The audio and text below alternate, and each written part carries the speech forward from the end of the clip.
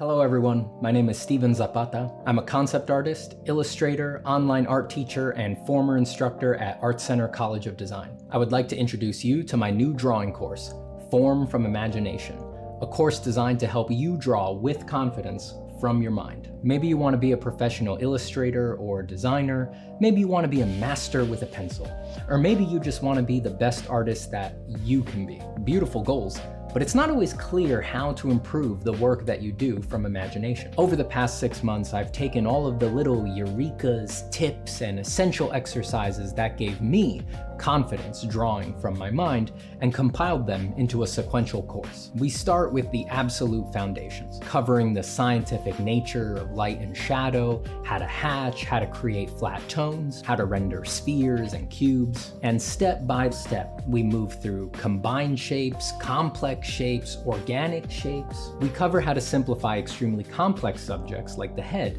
into basic shapes so that you can handle them more easily from your head. We look at how to understand and treat details. And by the end of these 14 chapters with over 50 video lessons, you'll be ready to do complex designs from your mind with fidelity and energy. And all the demos are done in pencil on paper, so you can do all of the assignments even if you don't have a fancy digital art setup. But I also have demos, instructions, and modifications to the assignments for those who do want to do them digitally. Here's how it works. Go to formfromimagination.com and sign up for the course. Download the assignment book and start watching the lectures. Do the assignments at your own pace. Take your time with them and use this self-study to develop your patience. When you're done, post your assignments in the exclusive community hub, and I'll personally critique your work with drawovers, diagrams, and advice. I want you to know, this course is no joke just because it's online. It is challenging content, and it is more complete than it would be if I was teaching this class at an art college as I have before. If I was teaching this class in person at Art Center today, I would just play these videos in class, knowing full well that they're the most concise, focused, edited, step-by-step way to convey the material. So I'm serious when I say, this course isn't just a substitute for a college-level course, it's better than a college-level course. And you don't have to pay thousands of dollars per credit and wind up hundreds of thousands of dollars in debt.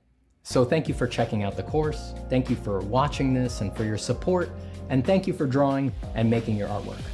The world needs it. I'll see you soon.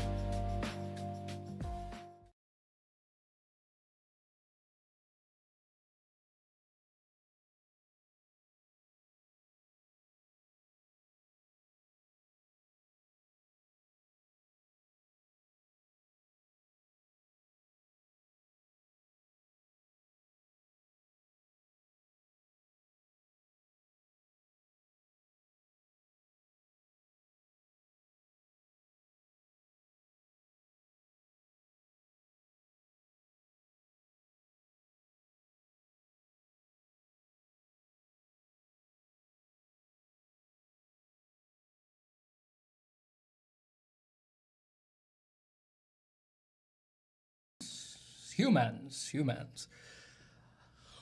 What's up? Oh, good God, what's up? All right, let me move my microphone. Oh, God, all right. testing audio levels. All right, that'll do. That'll do, pig, that'll do. And let me move this over. Let me decide where I want everything to be over here. Swipe that over there, push this over here. Actually, you know what? I liked it better over here. Deal with it.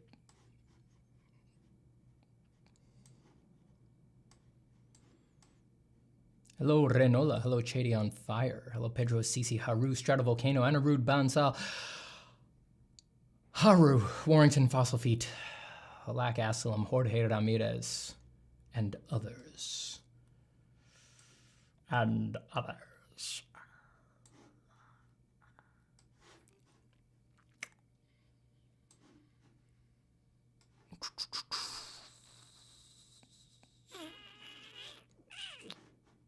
that over there.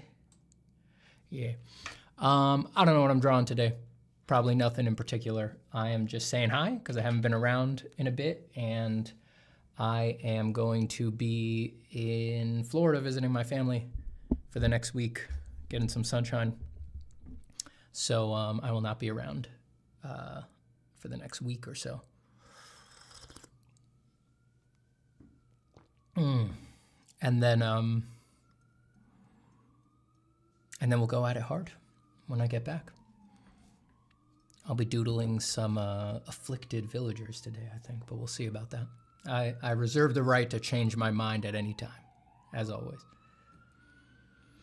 Once again, we have Steven in his natural bedhead. Yeah, the hair is at its normal length, average normal length for sure.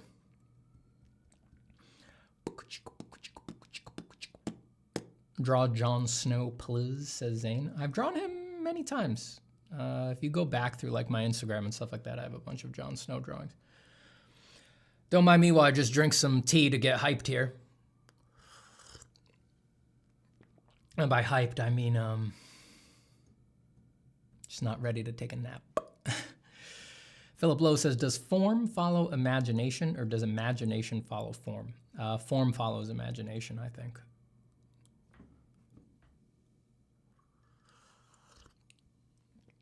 The mind is a structureless place.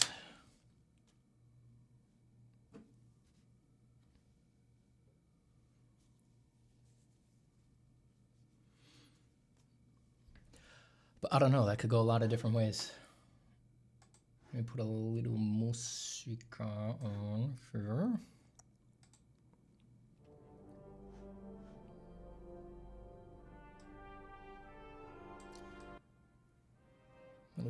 Little Baldur's Gate 3. Just ever so softly in the background. You let me know if it gets too loud. Florida way better than this freezing sludge in the Northeast. Yeah, today's actually not bad. Today and yesterday, the humidity kicked in and it kind of warmed things up. But man, past a week, it's been bitter cold here in New York City. Haru says, Stephen, if there is no wrong art, is there no wrong teaching of art? Yeah, no, not wrong. Just there's definitely a lot of stupid ways to teach art. You know, the same sort of thoughtless comment from a teacher could make one student stop doing art for the rest of their life. And that same comment could inspire another student exactly the way that they needed to be inspired. Everybody needs different things. That doesn't mean it's not stupid, because, you know, a lot of those thoughtless comments, if the teacher had any sort of introspection, sense of themselves, knew what was at stake, if they scrutinized it for even a second, they would probably decide not to say those things, and they just have never taken a moment. Where that Hades music at? It's in the playlist here. It'll come up on shuffle eventually.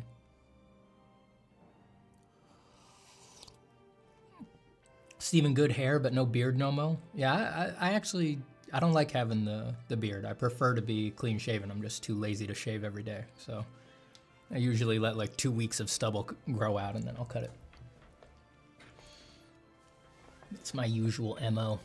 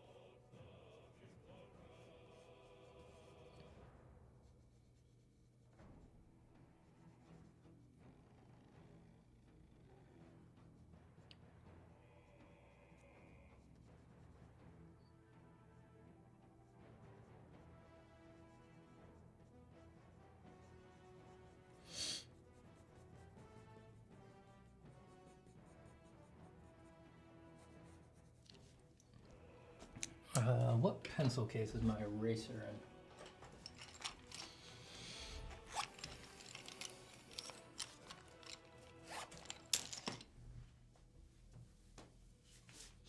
that was a great question.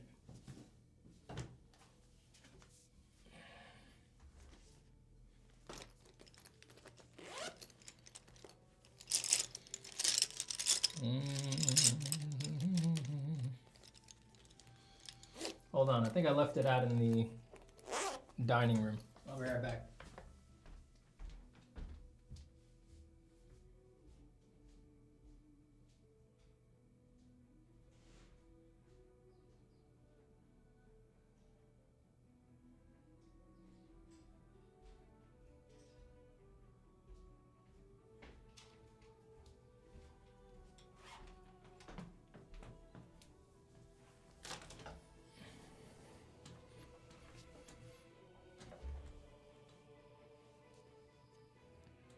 Raynar says, hey, Steven, I just switched to Team PC, and man, I miss the smoothness of the Mac OS. I know. I miss it too. Yeah, I miss it too.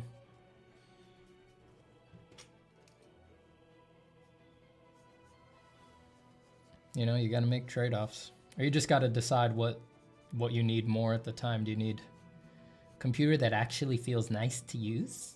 Or do you need compatibility?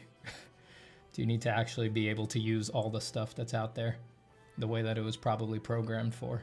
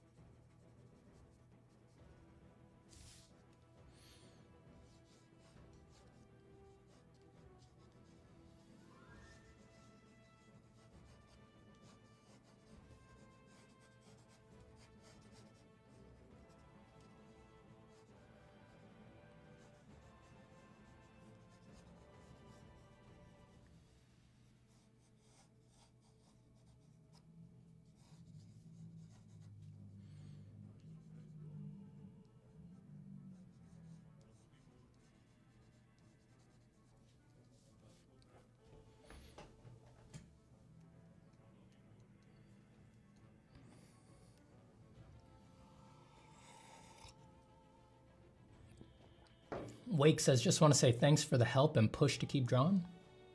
Happy to offer it. Happy to be able to provide.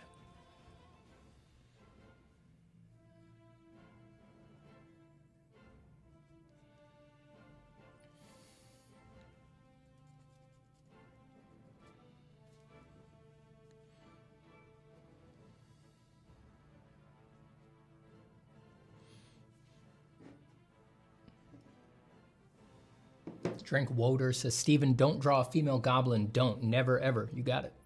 No problem, baby boy. Hello to Travis Nix. What would a goblin high priest look like? I don't know why, but every time I think of that, I think of a sphinx. Maybe I draw that. Maybe you do draw that. Maybe you just get to it and draw it.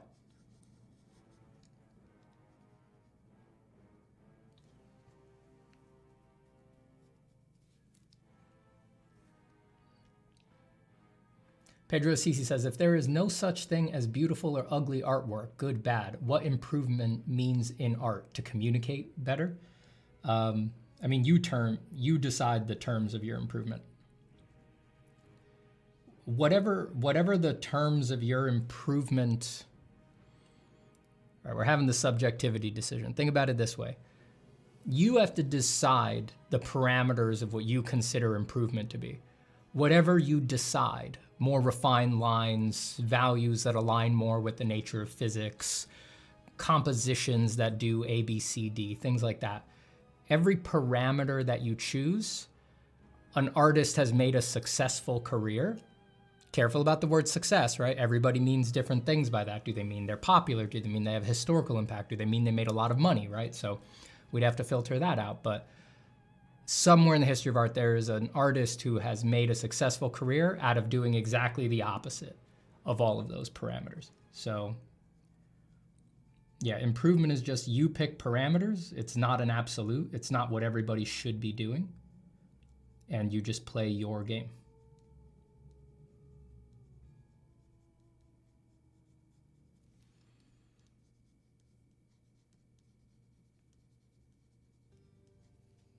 If your brain needs things to be objective and it just can't accept that,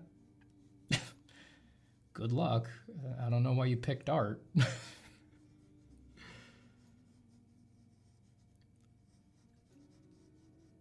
You know, go play the game where you pretend things are objective. Lots of people are doing it.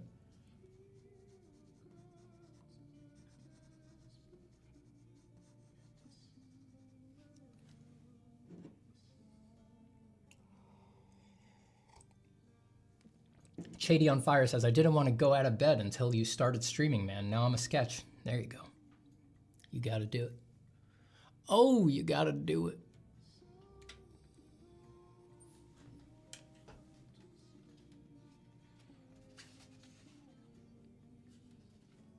Gotta adjust my lights a little. Getting a little dark.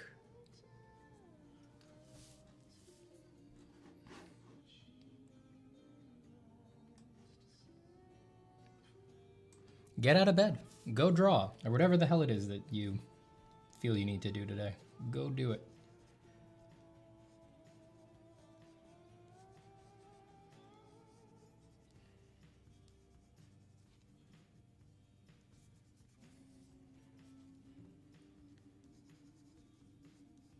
Awake, arise, will be forever fallen.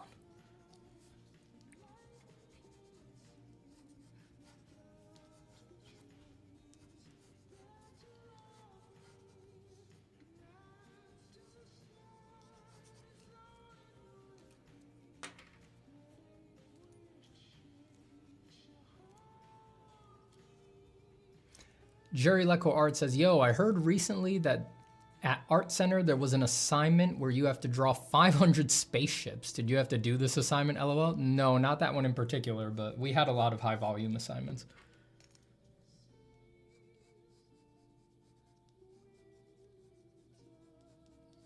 I mean, to say that there's an assignment that asks you to do that is just to say that there's a teacher who in their class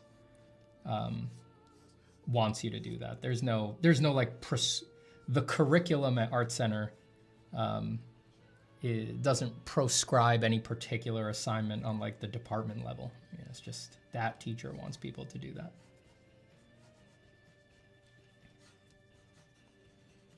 But generally, they wanted people to do tons of just about everything. Most everything that you practiced at Art Center, at least when I was there, you were doing multiples of everything. Volume was sort of a pedagogical foundation.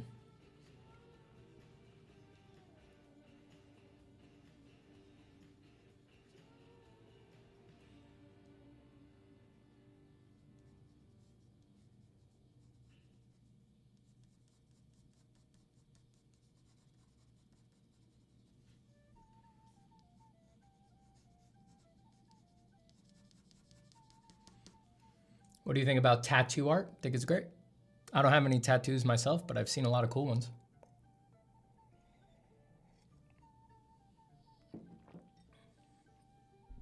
Has Nightshade seen any success? Well, it's out. People are certainly paying attention to it. But I mean, you could, if you read the information on Nightshade, it's, you know, it just came out, what, a few days ago? It's not going to, well, there might be a lot of knock-on effects, but the intended effects would not be visible for a while because, you know, you need to put night-shaded images out there. They need to be scraped, used for training. It's going to take a bit.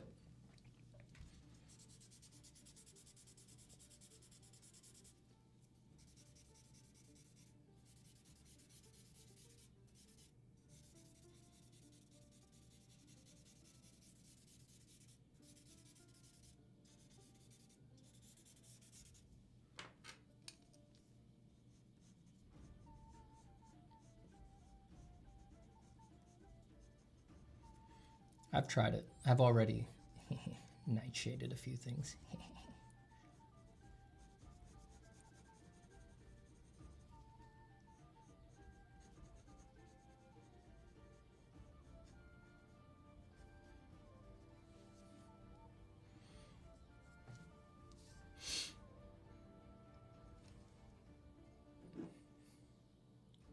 Andrew says, Vedic literature says art, music, and dance are divine practices, very healing and meditative.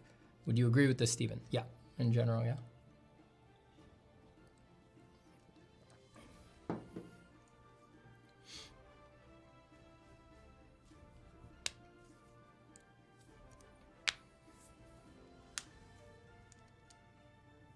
Hello, David King Art. Omega Red Tooth says, always fun when you make me use a dictionary. Thank you for the new word. I don't know which one it was, but you're welcome.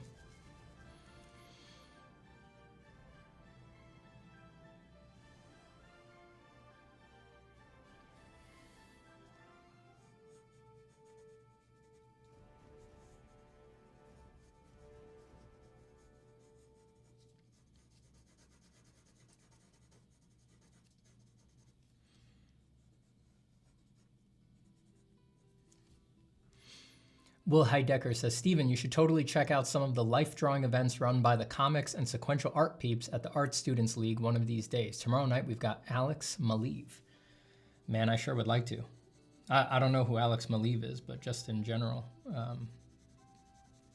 would like to go to more things. I don't have a life drawing around here where I live now. I used to, back in my last place.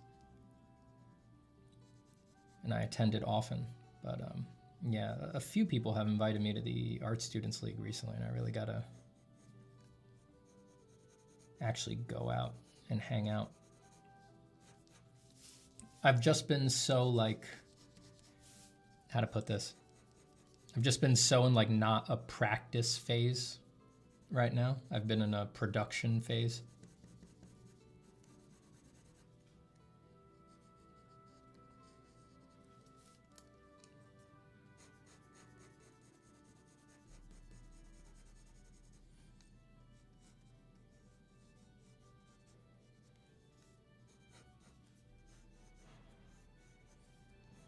Which is not ideal, but you know, we all only have so much time.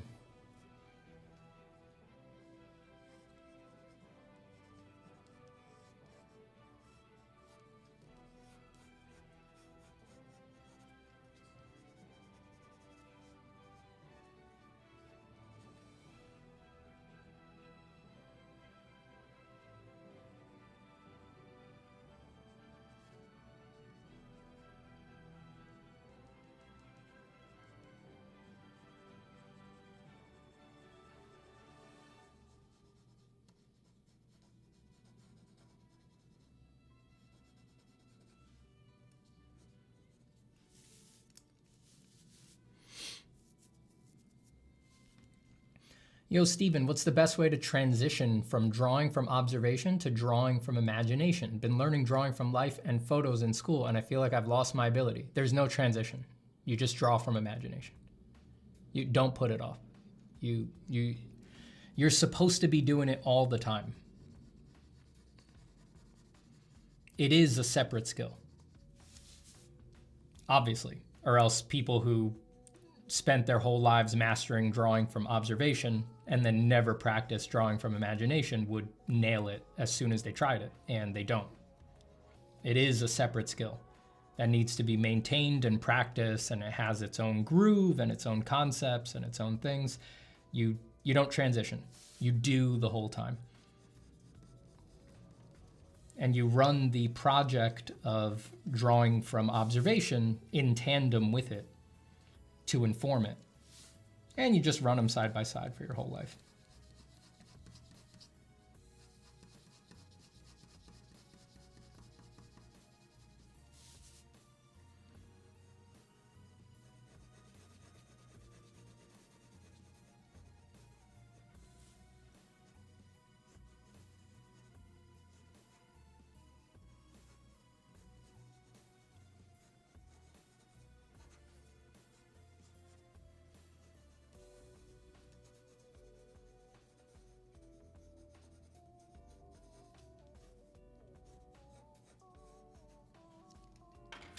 So enjoy, now you get to do it.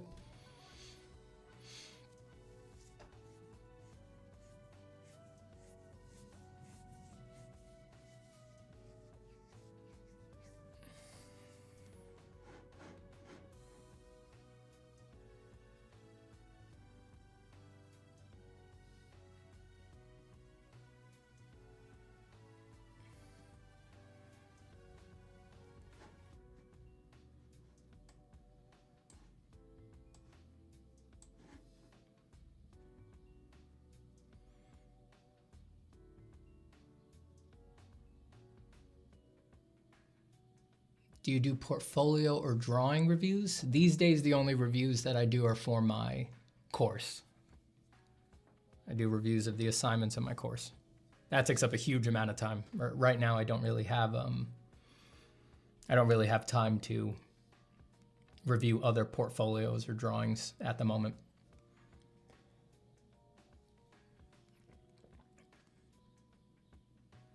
What if I come to like these filters, visual effects on my art? You mean like Instagram filters and stuff like that? I think it can be educational. I mean, I used to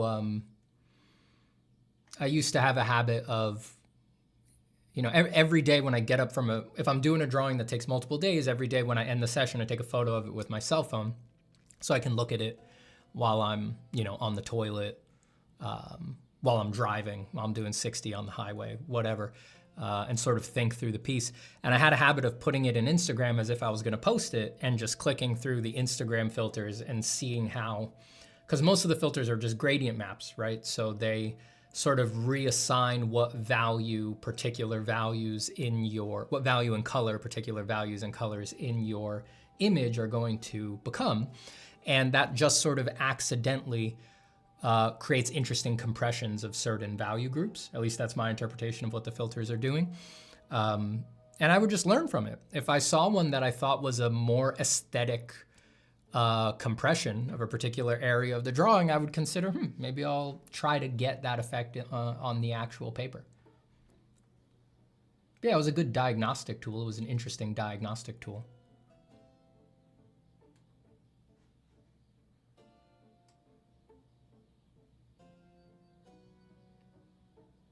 What's your least favorite part of drawing? Of drawing? Of drawing strictly construed, I don't really have, at this point, I don't have a bad relationship with any part of drawing. You know, if I have the energy, if the mood is right, every part is enjoyable. I love sketching. I love the fast, loosey-goosey stuff. I love rendering.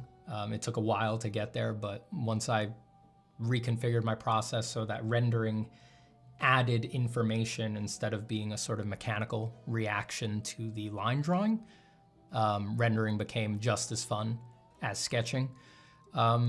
There's parts of designing that I find more or less enjoyable.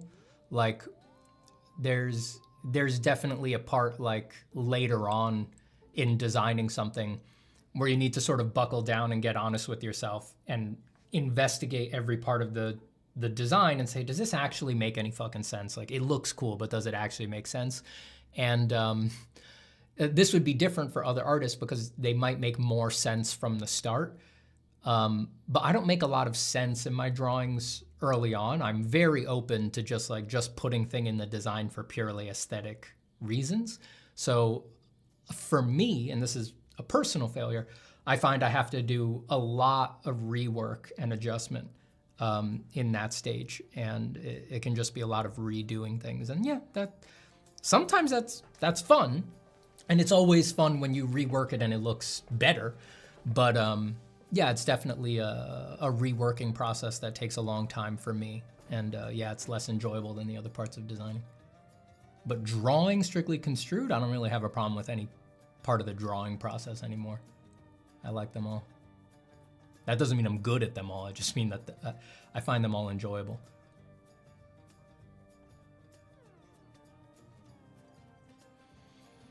Jerry LaCour Art says, okay, it might have it might have been the older Art Center, the YouTuber who said it was probably in his 40s or 50s. I also heard Art Center used to be like boot camp for the old head graduates. I mean, it still had a boot camp vibe when I was there. I mean, even before I was in program, I was in one of the night classes that's a funnel for, I was in one of the night classes that was a funnel for getting into the degree program. So this is just like public, like anybody can take these classes. And even that, you know, it was just a basic geoforms class. And every week it was like, all right, I'm gonna teach you how to render a sphere in Marker. You're gonna give me 36 perfect ones. It was like very boot campy, you know? And program was even harder than that, you know? Then it wasn't just, you know, then it was like, you know, give me 8 spheres, but you're gonna construct them all and you're gonna show all your work and everything better be right.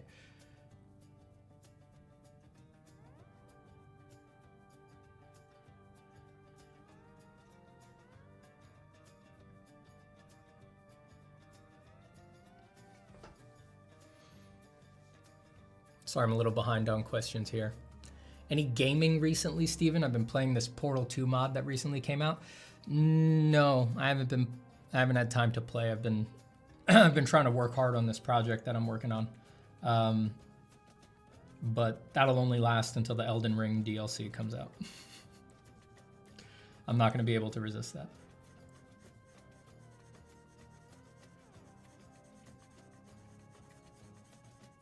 Every morning when I check my phone, I'm like, today's the day. The trailer will be out today. We'll know the date.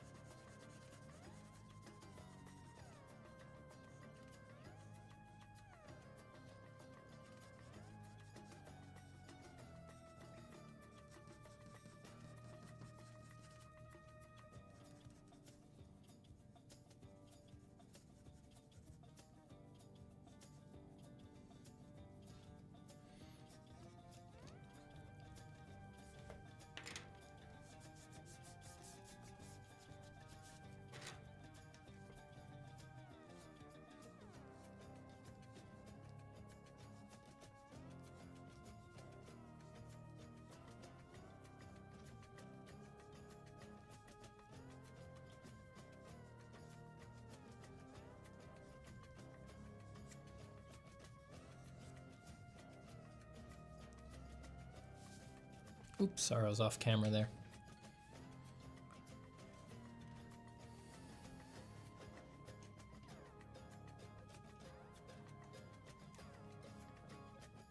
See, arm was too short, now it's too long.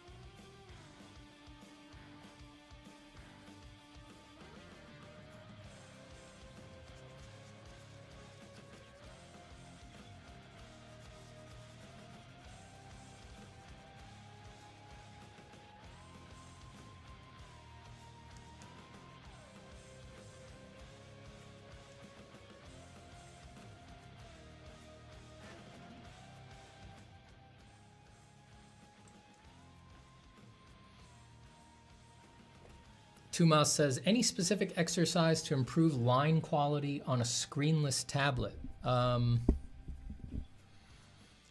improve line quality on a screenless tablet. I don't know any specific ones. I think it just comes down to mileage. You know, I don't think you should resist, some people do this. If you're one of those people who resists using the stabilization and smoothing tools when working digitally, don't resist it. Just go ahead and use them.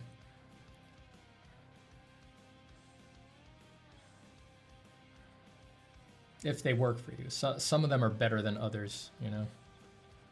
Like I find Photoshop's really lags behind when it smooths, but some of the other programs like Clip and stuff like that, their stabilization doesn't really make the pen lag as much.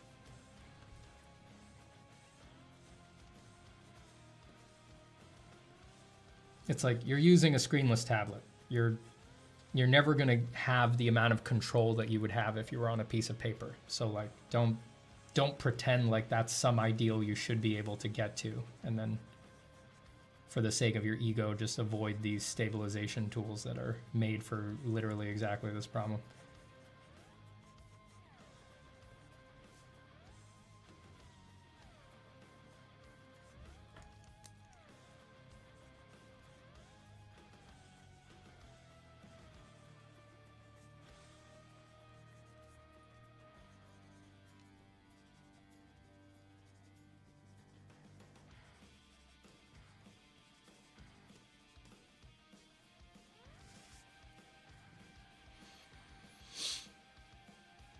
Steven, have you ever streamed while drawing on toned paper, like with Sangwood or something, old master preparatory study style? Have I? I've done a lot of that. Usually black pencil on gray paper with white chalk. I've done a lot of that. Not recently. I was doing a lot of that, like, we're talking like 6 years ago, or more. But I don't know if I've ever done it on stream. I'm not sure.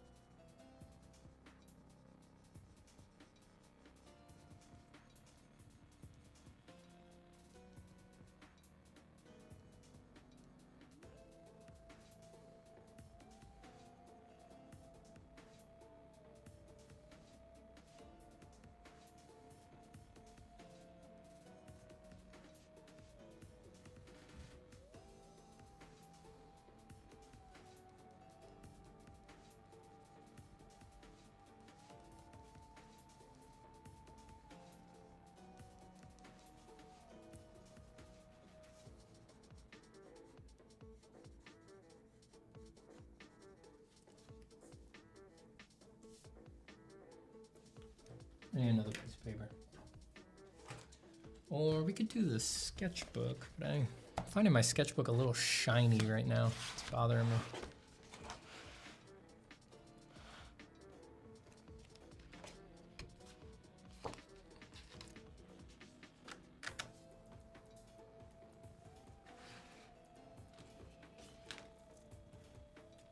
Steven uses the exact same pencil I use, average 0.5 millimeter Pentel Enjoyer. It's an excellent pencil.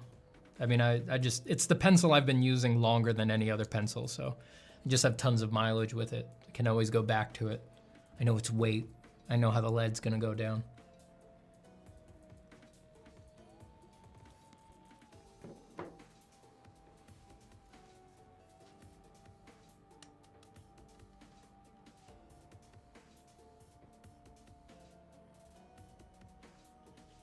Any recommendations for getting better at proportion? I have been studying anatomy for years, but I'm still struggling with the rib cage, neck, and head.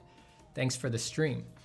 Well, the thing about proportions is sort of what do you mean by proportions, right? Because when most people talk about proportions, they're talking about the canon of proportions. And that's stuff like, you know, a head is a body is, or a figure is 8 heads high. You know, the foot is like the length of the forearm. The upper arm is 2 heads long. You know, you go down 1 head from the bottom of the chin, there's the nipple, another head down, that's the belly button, another head down, that's the groin. But that assumes a figure that you're looking at straight on, right? And as soon as you move the camera, as soon as the pose changes, you can't measure the proportions anymore. For it to be a robust system, you would need to sort of be able to translate, like a 3D modeling program, the proportions from the base 8 heads tall Canon figure to the then different viewpoint, the different pose of the model, and nobody can do that. So I don't think, I basically said everything that I personally know about the canon of proportions. I've never gotten into golden numbers and ratios and Vitruvian man, you know, numerology as far as I can tell. And I do consider it numerology basically because it's just, brother, it's like everybody looks different. And, you know, you can go off and say like, all right, well, there is a platonic, perfectly proportioned person and we are all sort of the shadow of the distance between us and them. And my response is, okay, good luck with that shit. I think there's a lot of flexibility in the proportions of human beings, and you can find figures and characters captivating for reasons other than beauty, even though that's somehow an interesting statement to make in the current tone of art online sometimes. It shouldn't be shocking, but yeah, I just don't think you need to get obsessed with that stuff. I think as you draw, you build up a more natural, intuitive understanding for what proportions you think are not, it's like get out of the idea of like beautiful or perfect or well proportioned. It's better to think of it as, is this a proportion that is appropriate for this kind of character? Like a 9 heads tall figure makes sense for a heroic character, right? And a 5 heads tall figure makes sense for an old person who is sort of shriveled up a little bit. And what does having unusually long arms mean for the emotional impact of a character? What does having unusually short arms mean for the emotional impact of a character? If a character is supposed to feel very stocky and powerful, like a power lifter or something like this, does it make sense to shorten their arms from the traditional canon of proportions so that the width of the arm feels more wide and thus makes them feel stockier and more like a power lifter or something like this? I think that kind of thinking, that kind of self-interrogation is what proportion actually is. It's not hitting some arbitrary measurements. It's proportion design decision making. I think that's what makes for good proportion, you know.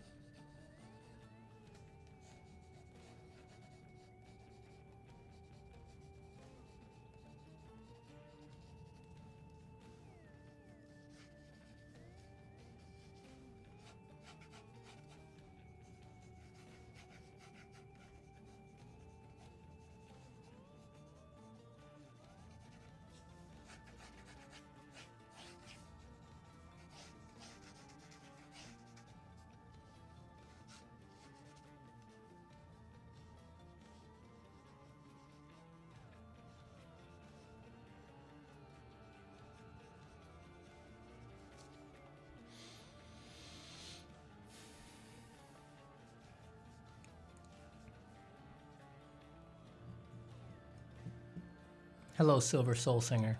Thank you for the kind words. Shady on Fire says, hey, Steven, your speech at the Concept Art Association is great. You should be a host, man. Well, in some sense, I was briefly a host at that event. Hey, Steven, have you tried heavy paint? I have not. Wait, actually, that's not true. I think I tried it out really early. Like when, who's the main guy on it? Von Ling made it, right? I think like when he first put it out, I gave it a shot, but it's changed a lot since then.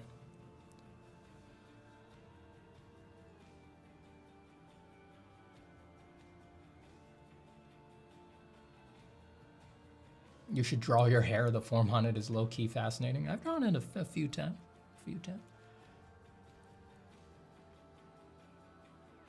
Steven, I am torn in what path to take. I really like characters and environments almost equally.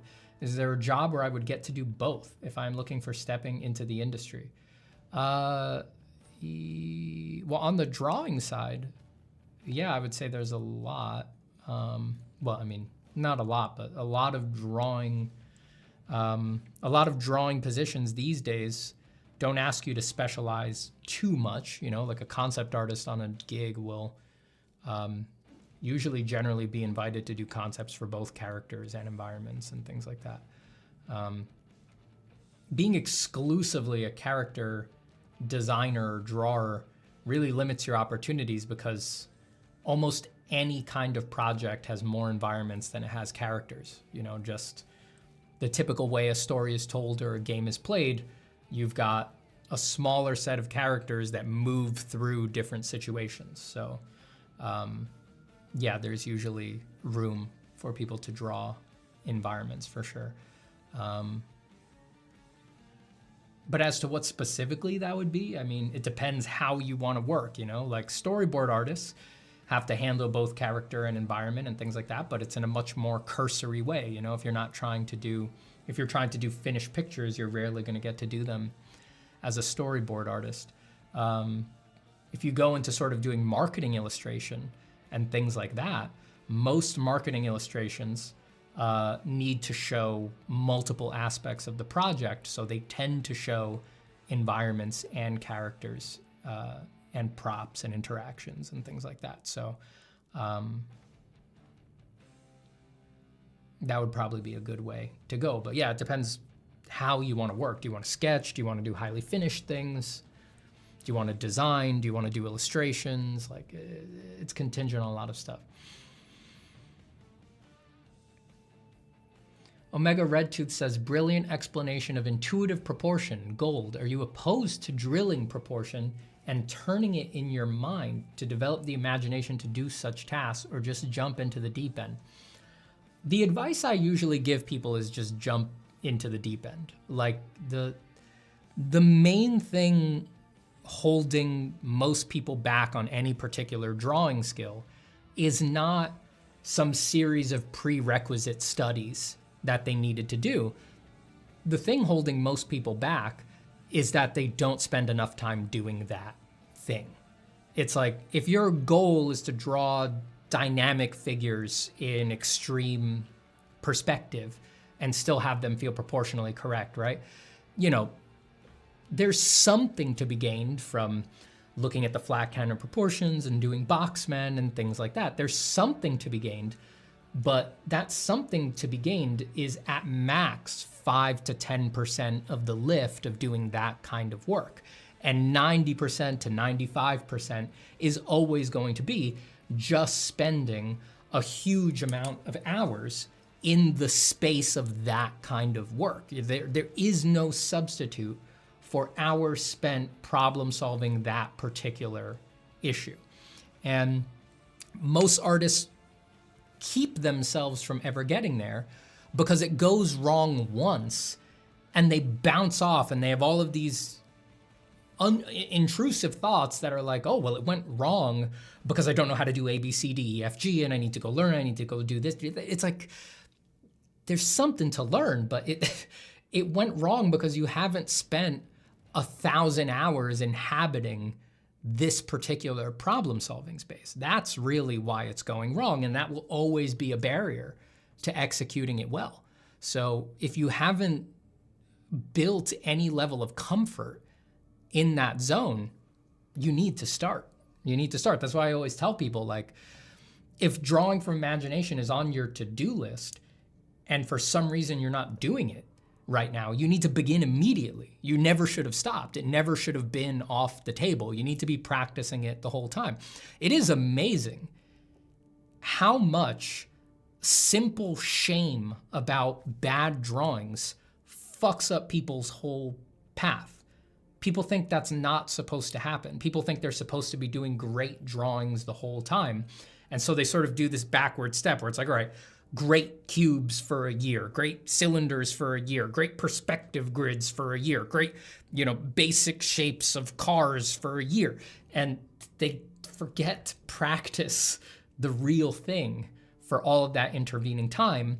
And then after 5 years of doing all of these disassociated exercise, they try to come back to doing the creative thing, and it doesn't transfer, and they freak out, and most people give up at that point, or a lot of people do.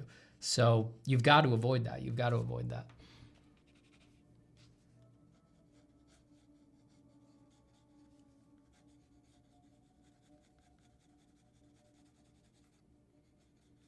And you can see it in your favorite artists. I mean, if you read the biographies of your favorite artists, or just listen to interviews with them and things like that, most of them, for the thing that you know them for the thing that they're really good at, they're probably good at a bunch of stuff, right? Your favorite artists, because they're, cream of the crop. But the thing they have the knack for, the thing that made them famous, for a lot of them, they were always doing it. And it kind of came, it may became natural, but even if it didn't, they never gave up on it. They did it the whole time while they improved in a more general sense.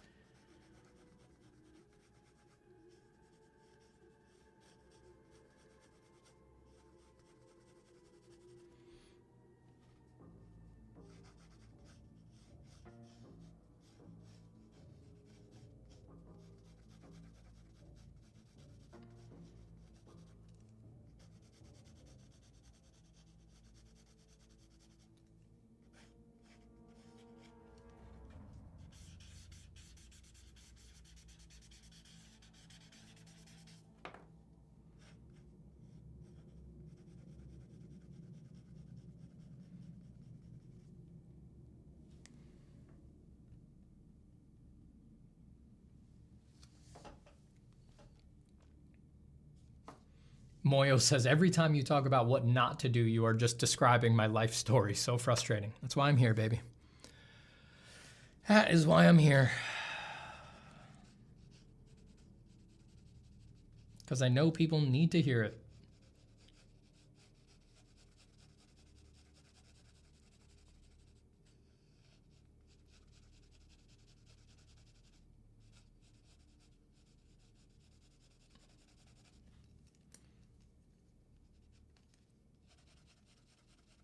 If I thought everything was going perfect in the way people teach art and drawing and think about drawing and things like that, I wouldn't be here. I wouldn't have a YouTube channel. I never would have started one. And if it ever got to that place, you wouldn't hear from me much.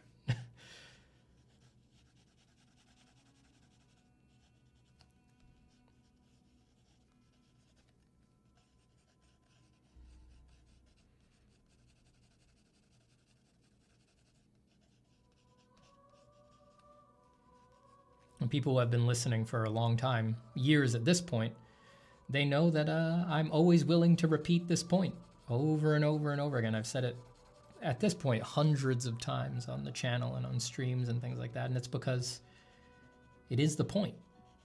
It's the main problem. It's really the whole point.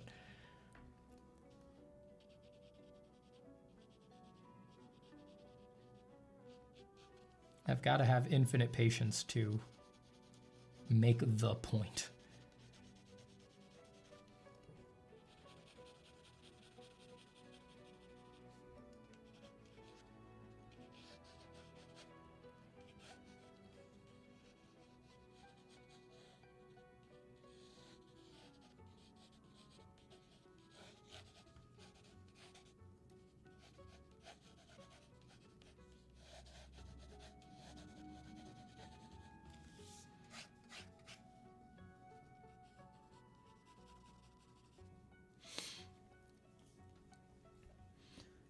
Steven, what do you do with your sketchbooks? Do you ever throw them away or do you keep them all? Nowadays I keep them all, but I've thrown away a lot of them.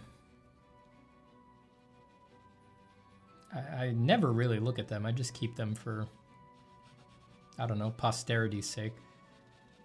Just feels silly to throw them away when, if I have any room to hold on to them, I figure I should. But I almost never like go back through them and look at them. Maybe I should.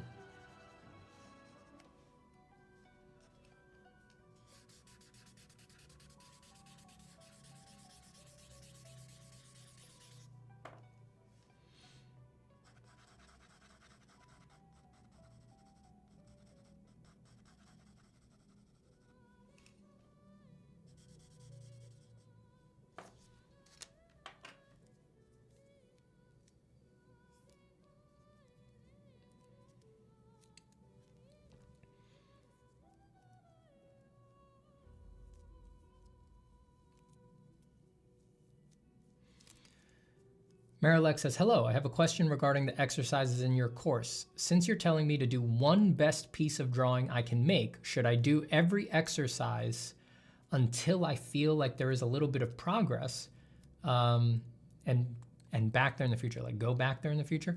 Or should I make it one time and go to the next video?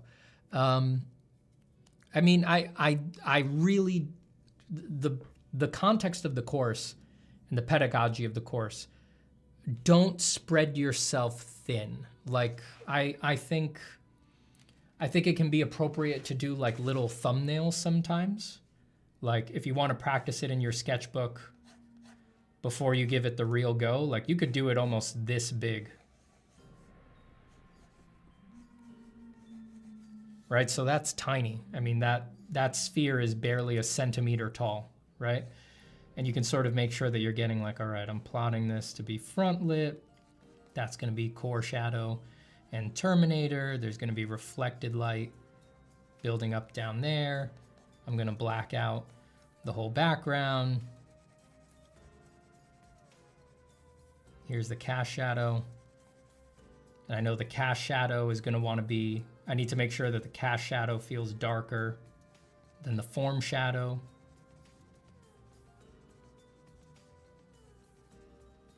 Overall,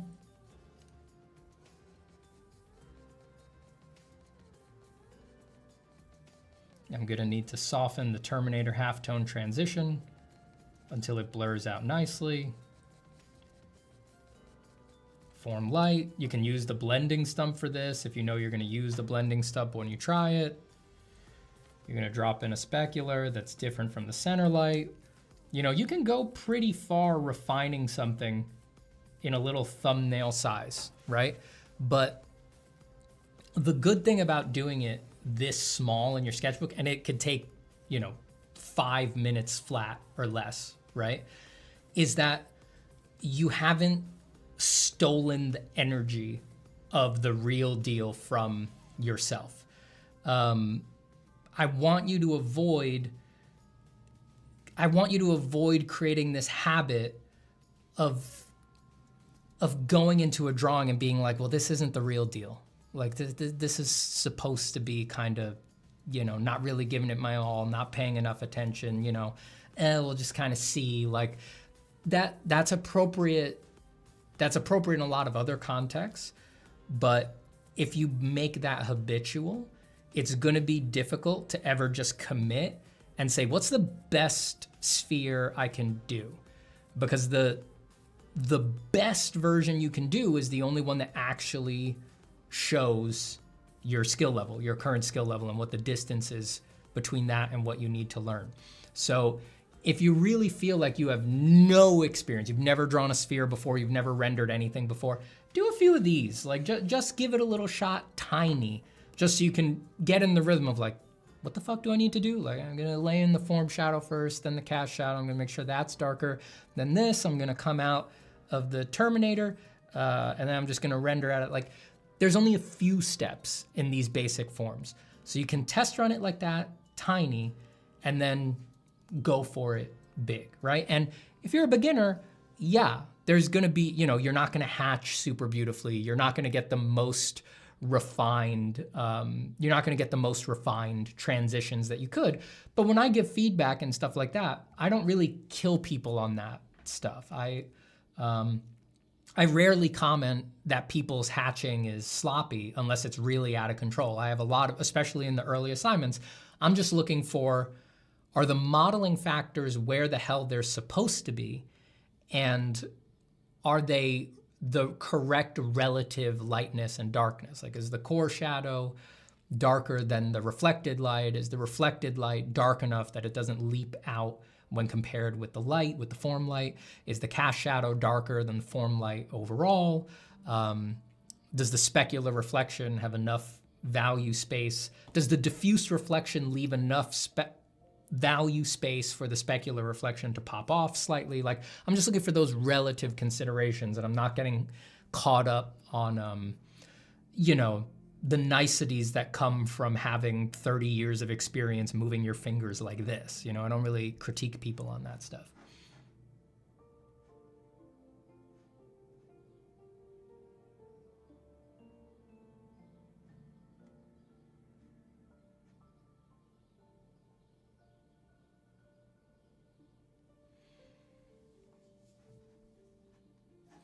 Let me reload my chat here. It's getting all laggy.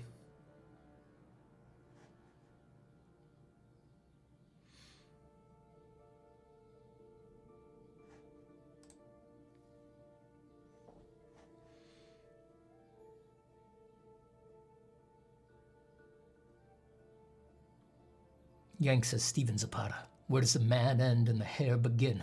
I can no longer tell. Is this ascension?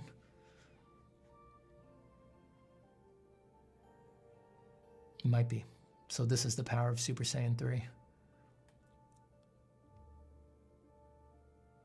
Trying to see if I answered Maralux's question. The best one is the next one, of course. Yeah, the best one is the next one, but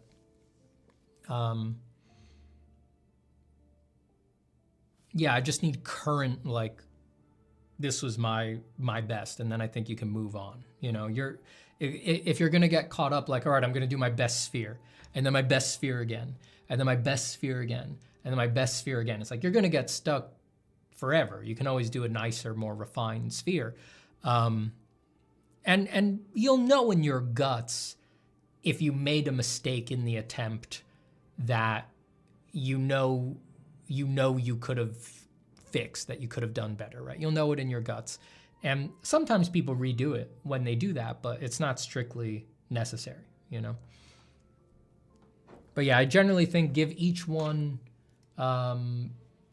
your best attempt possible and then move on. Because you also learn things about, there's cross-learning there. You learn things about the sphere by doing the cylinder and the cube, and you learn things about the cube by doing the cylinder and the sphere. Like the differences between the forms actually inform each other, and when you have a really tight grasp on them, they talk to each other. So I don't think it's good to get completely trapped on one. You wanna expand your knowledge so that they can do that, so that they can inform each other like that.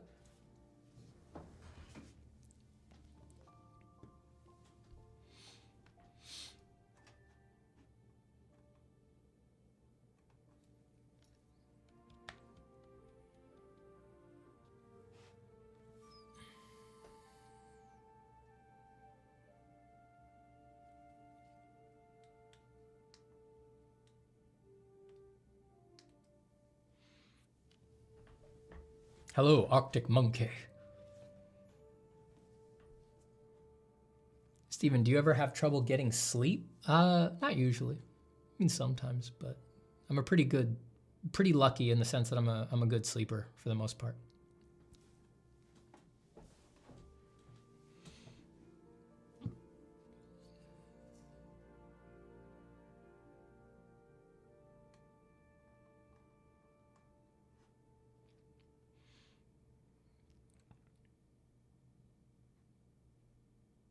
Hey, Soko. Hey, Luke. Voltaire says, I have a question. Beginner here, just started a drawing course. My classwork seems more productive than my work at home? How do I keep my training at home less frustrating and more productive? Well, almost by definition, the work you do for class is going to feel more productive because it probably has harder constraints on it than the stuff that you do at home. So I wouldn't worry too much about trying to rectify that feeling. It's probably just always going to be that way whenever you've got that dichotomy going in your life. Just don't give up on the work at home. You need to keep doing your own creative stuff, or else you're just losing hours and years possibly where you could have been improving at the pictures that you actually want to make.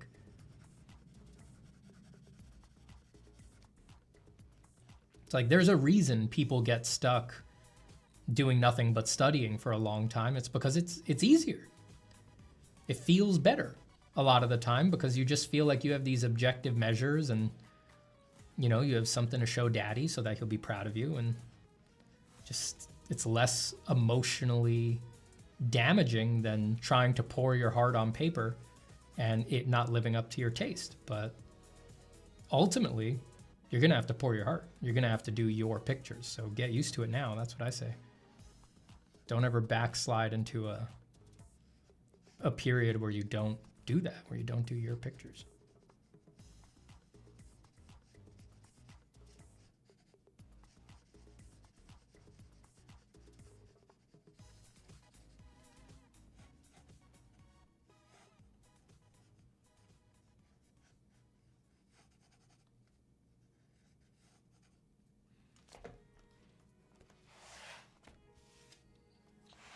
So if I understand, I feel like I understand the topic of the current lesson, I can move on to the next one? Yeah. You betcha.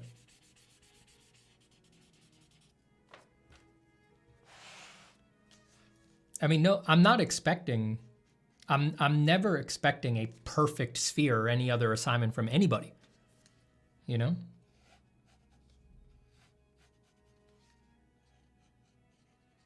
That's not like the ideal is not that everybody would submit a perfect one. You submit for feedback so that I can point out things that you maybe didn't get, that maybe you forgot to pay attention to, that weren't clear in my instruction. But I'm not looking for perfect submissions. I mean, there's no real perfect there. When you read the assignment book, you'll see the learning outcomes, right? For each assignment. It's like you're just slowly building up.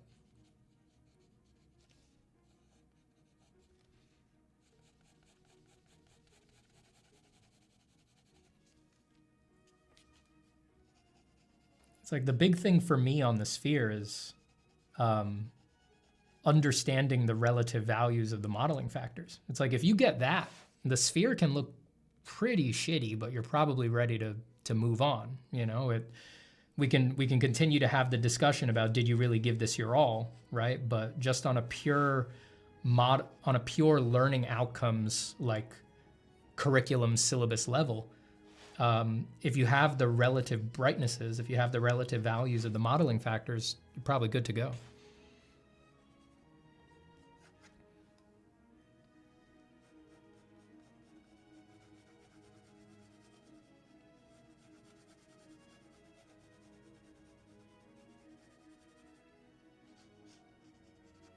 It's like most of my comments on the sphere are, you know, cast shadow needs to be darker than the form shadow.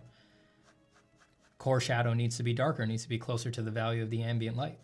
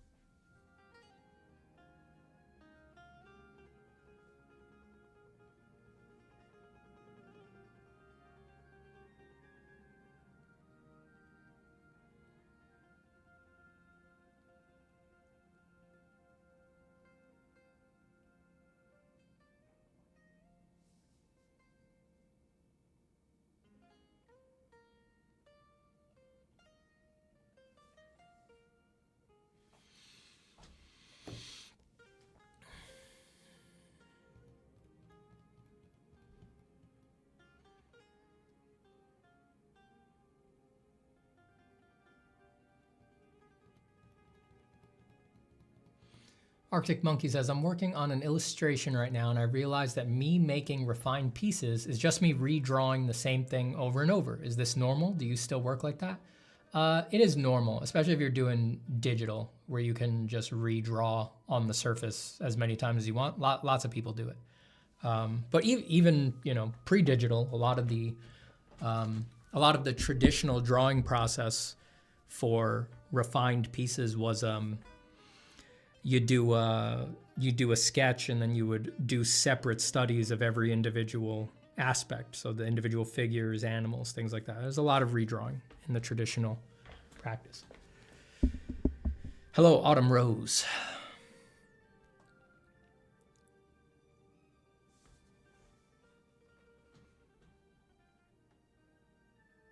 Jim Wool says, Stephen, I see your hair is growing to large, copious amounts. Yeah, it's going to be time to harvest the broccoli soon. It is going to be time. It just feels right while it's cold. Keeps me warm. It's like I'm always wearing one of those, what are the like tall, fuzzy, squared off Russian hats? It's like I'm always wearing one of those.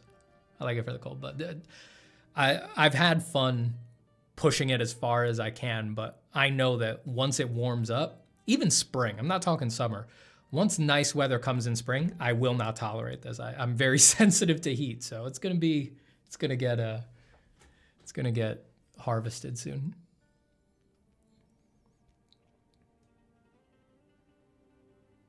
It's nice now in winter though. Feels cozy. Guy on your phone says, hey Stephen, it's easy to create a horizon line and find where those vanishing points are digitally for an object. But how to do on paper when it's limited space and the vanishing points go off the page?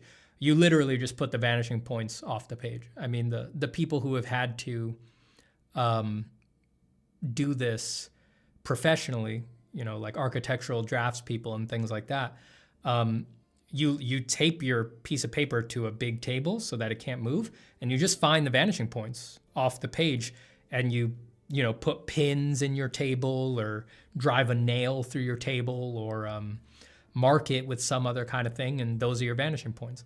And then you can come off of them. It doesn't need to be permanent. You can put a ruler to that nail or that pin or whatever and just draw the grid onto your paper and then undo the setup, right? You only need it temporarily. There's also, there's tricks you can do to, if you look up something called a brewer grid, for example, you can set up a perspective grid that implies vanishing points off the page without ever doing any work off the page by sort of doing proportional intersections between plumb verticals, horizontals, and some angles that you choose coming off of the vanishing point.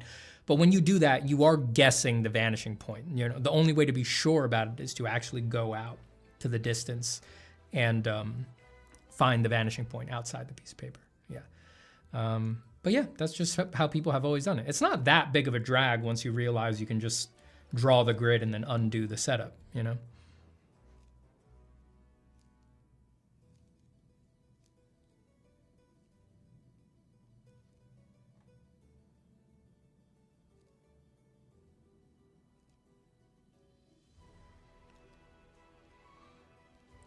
Ab Art says, as someone who studied fundamentals hard for 2 years and has gotten worse, I can confirm drawing fun personal work should never take a backseat.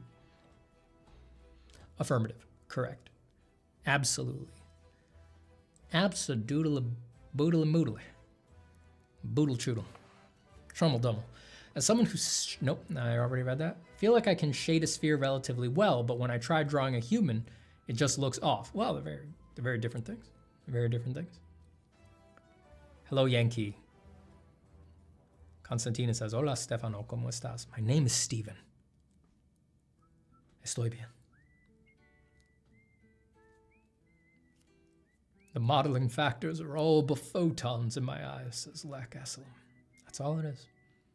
The modeling factors are just a construct that we use to make it easier for our little wetware brains to grok this stuff. But indeed, all that's actually happening is just photons are bouncing off of stuff.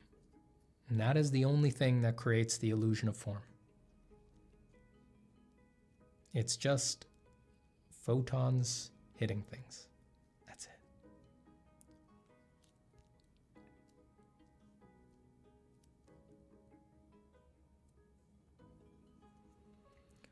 By the way, is there any chance for a version of the course with EU unit measurement system? It's hard to understand this hamburgers on football fields units. No, I'm not going to do that, but I don't think it's necessary at all. I rarely ever, there's rarely ever any units mentioned throughout the course. We don't discuss any of that stuff. You know, inches, feet, and we don't measure anything in the course.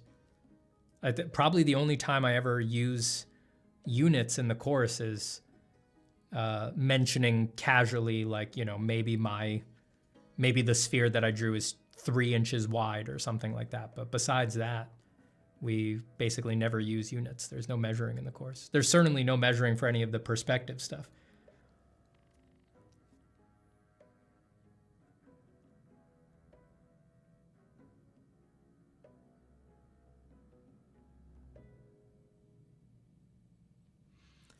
Lax says, Steven, how do you render in pencil with intent and not just scribbling and erasing over and over again? You get the course. You get the course.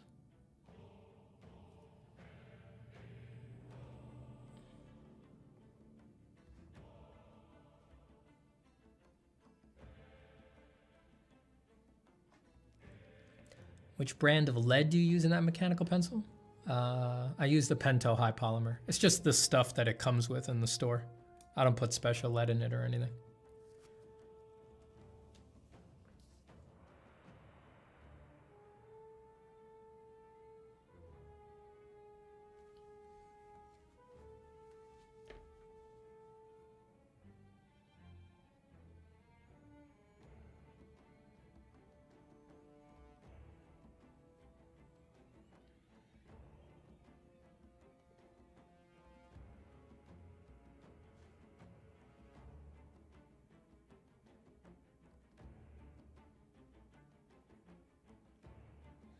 Sorry, I got a text about my flight tonight. Give me a second.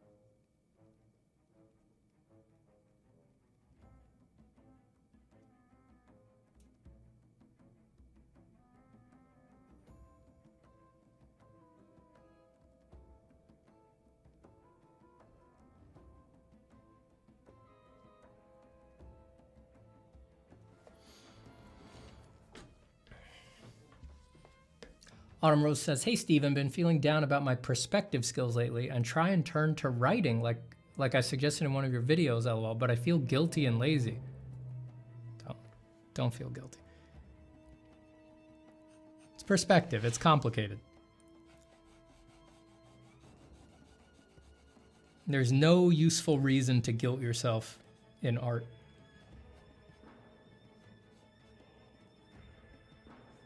You just keep working at it. And you'll be fine.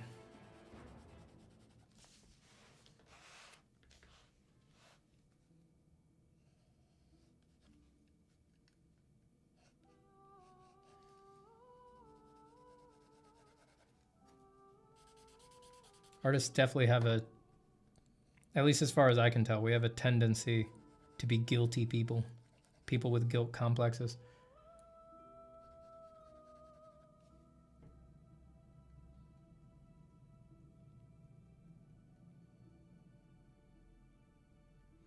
John D. Harvey says, good morning, Steven. Enjoying your live stream as background for my day job. We'll be sketching later. Excellent.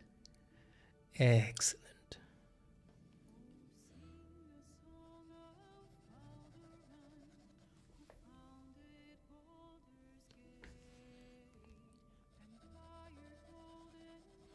Why your hair's so poofy? It's just the way it is. There's nothing I can do about it. It resists everything, by the way. It doesn't matter what you put in it. Gel, wax, nothing. It rejects all of it. The wax particulates and just flies off my head. Scatters in every direction like shrapnel. This is the only way it will be. It is what it is, man.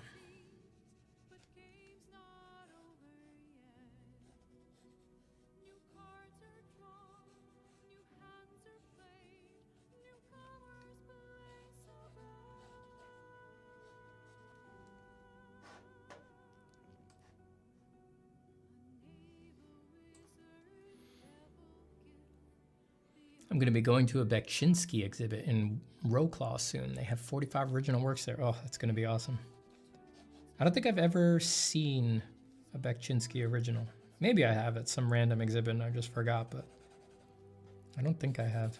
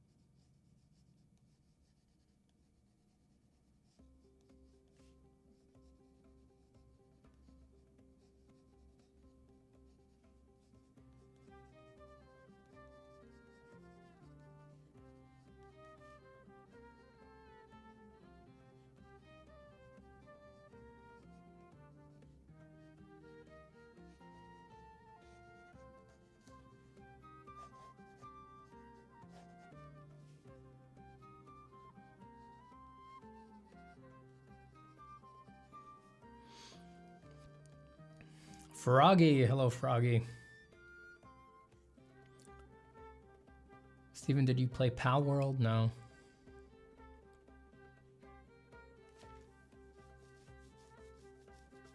Steven, what's your streaming schedule? Streaming schedule.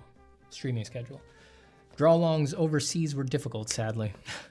I don't really have one right now.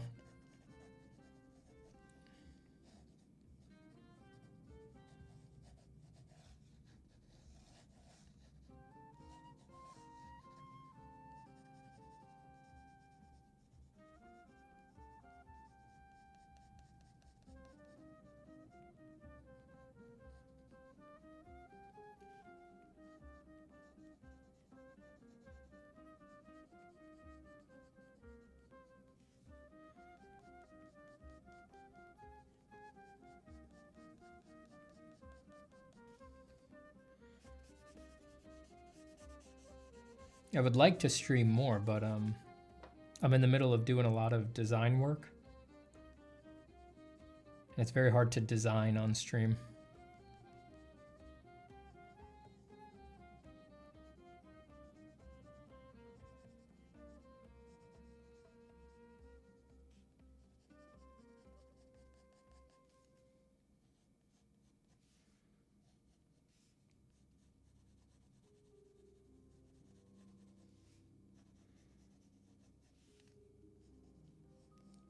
Once I'm done designing so much, and I'm executing more, I'll stream more.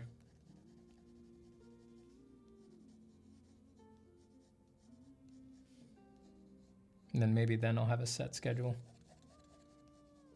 Stream's been all over the place lately because yeah, I have a lot of design work to do, which is tough to do on stream. You know, if you're designing, you got to give it your full attention.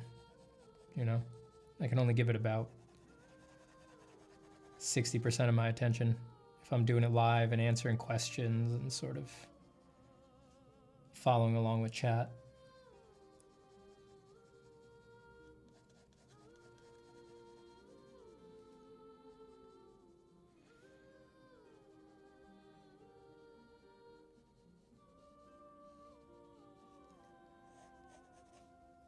And also Stream has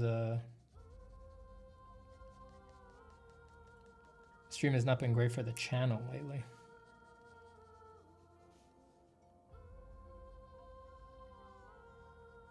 So I haven't really been putting it on a schedule. I ain't gonna stop doing it because I like doing it.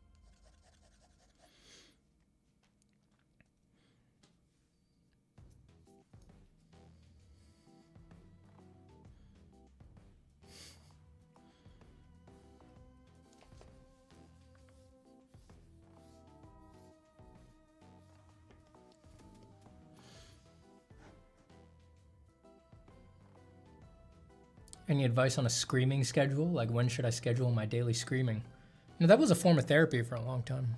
Primal scream therapy or whatever it was called.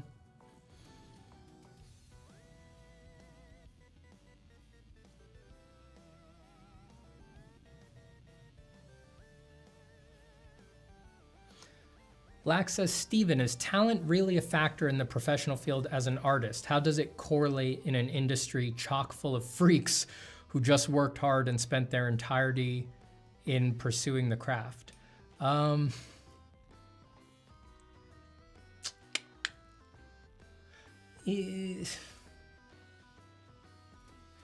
So it's not a factor in the professional field. It's not a factor in the professional field. How to put this? For most of the professional field, like for most of the spectrum, talent is not a factor because hard work evens everything out. And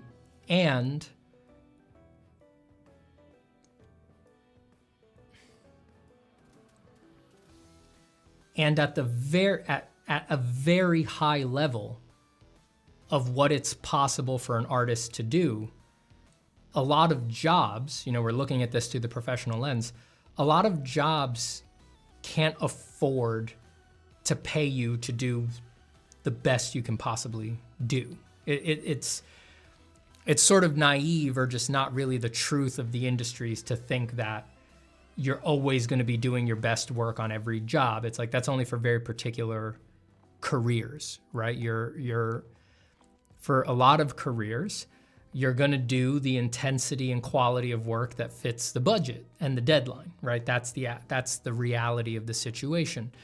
But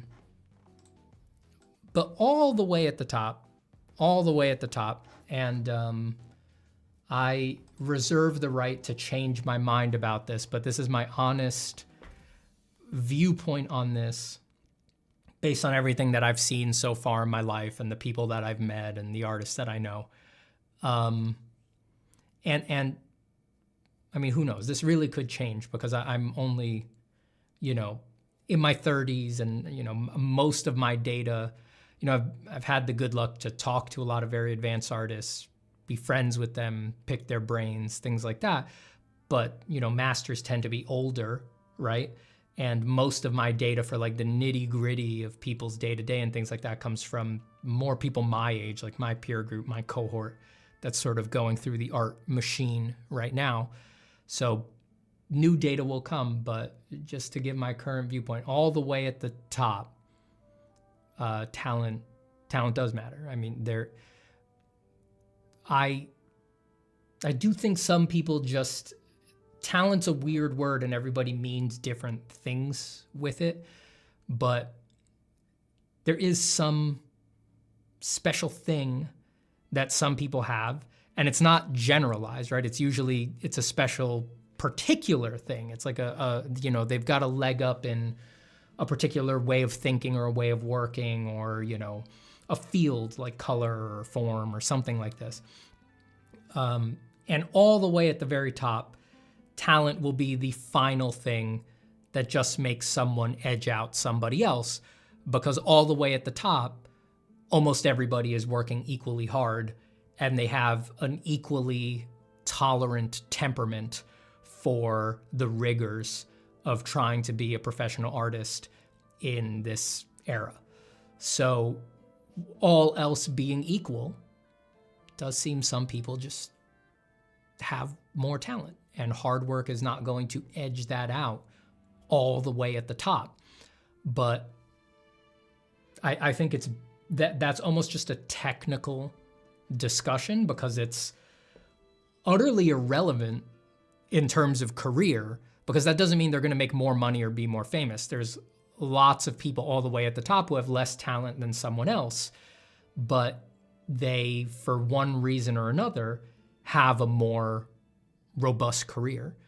So it doesn't mean they're going to make more money. It doesn't mean they're going to be more popular. It doesn't mean they're going to be more significant. And it's certainly irrelevant for most commercial gigs and things like that. It's just a weird, I don't know, from where I stand, it's just a weird nicety that I've observed.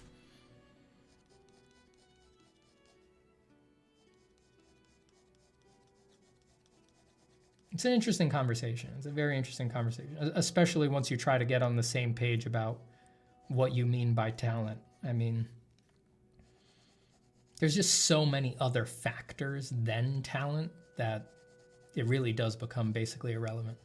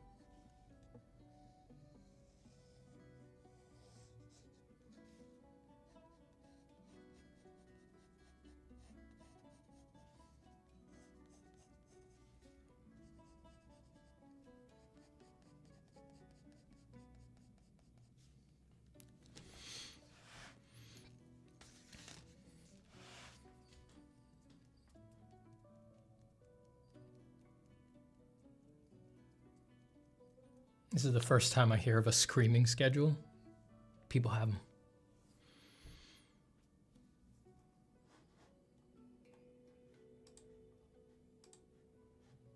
God, get out of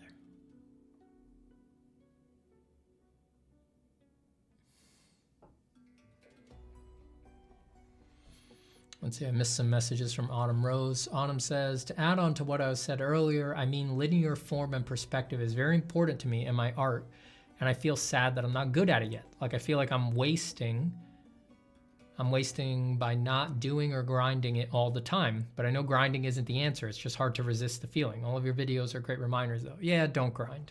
Don't grind. It's perspective. Perspective is tough. I mean, it'll take a while to understand it. You got to be very patient with yourself. Especially if you're hand drafting perspective. It's a whole own realm, you know?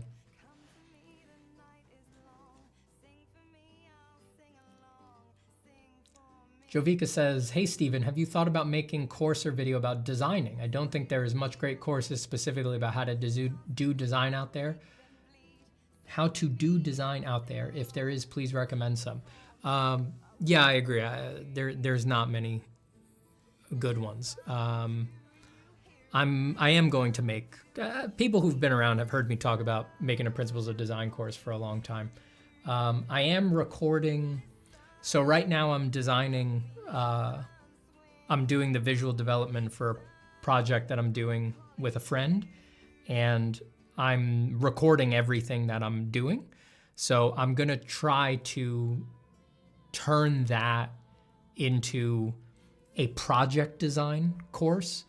It would basically be an introduction and a guide to basically what I would teach if I was teaching production design at an art college, like how to analyze a project, how to pick what you need to design, how to do mood boards, reference boards, like the practical part of designing.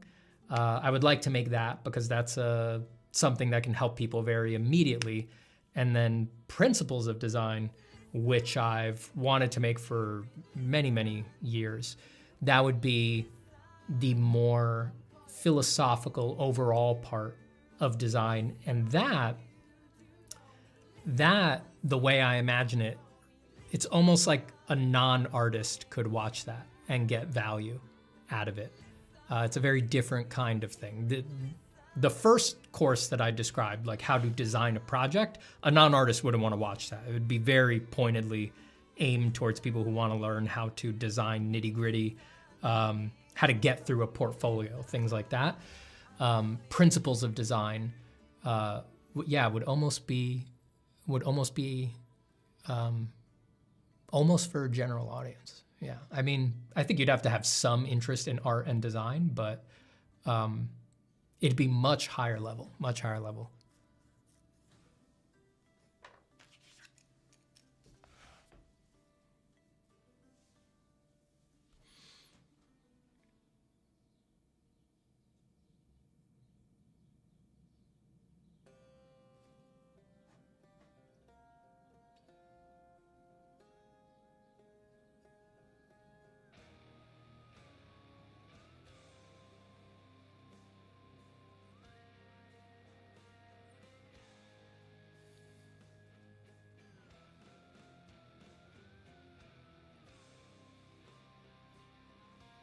Steven, can paper make your drawings not work?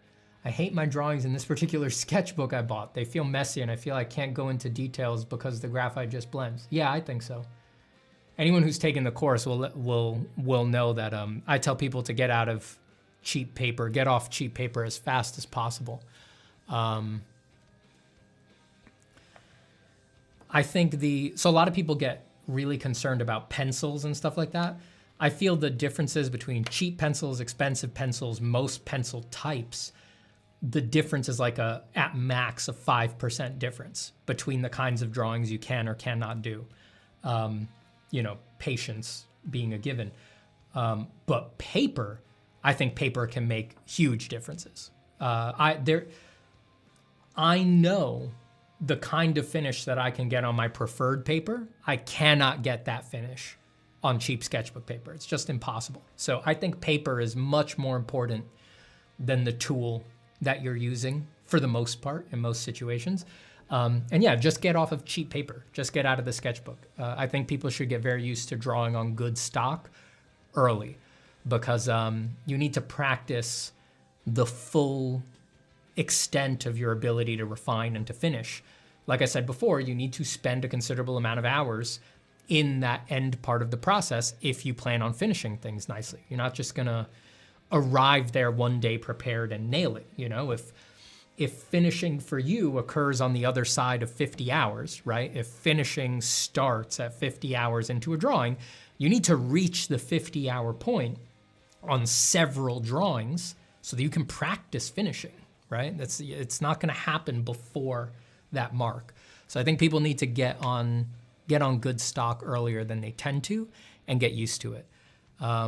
The Moleskine, when I draw in sketchbooks, I tend to only draw in a couple different kinds. And you know, this is the Moleskine Sketchbook. This is quality paper.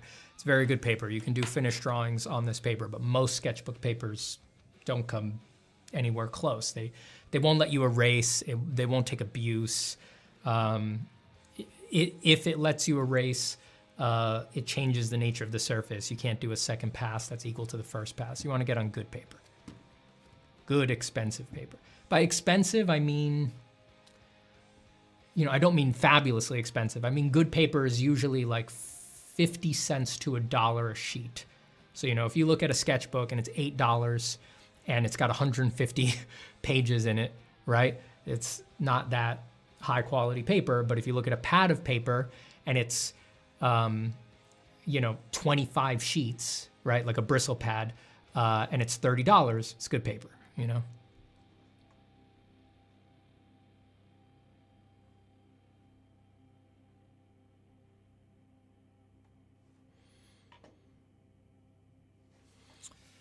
I don't know why my chat is lagging so much. Let me refresh again here. I'm sorry I'm not drawing that much, but I haven't been around and I'm on vacation the next week, so I want to focus on answering questions rather than just showboating, baby. Damn, I'm good at drawing. Fuck. Oh!